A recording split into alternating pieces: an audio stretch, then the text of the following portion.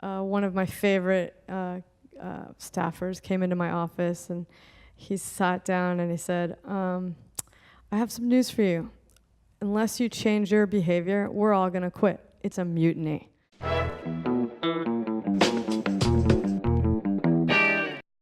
If I'm in a position of power where I'm managing somebody, I've had to really learn how to be better at that, because you have to realize that people on the other side of that desk take things that you say with much more weight and seriousness than you might mean them.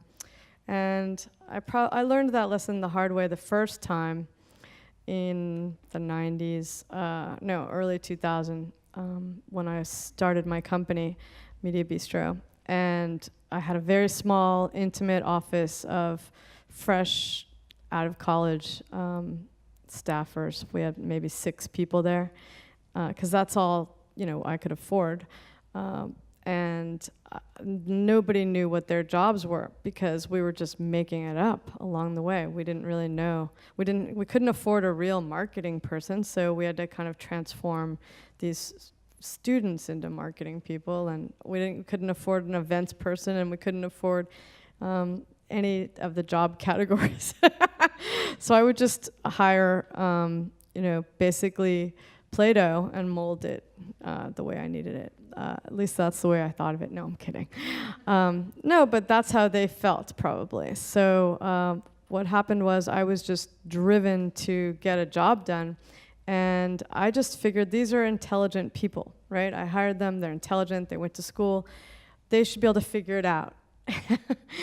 And within, I don't know, a few months, one of my favorite staffers came into my office, and he sat down and he said, I have some news for you.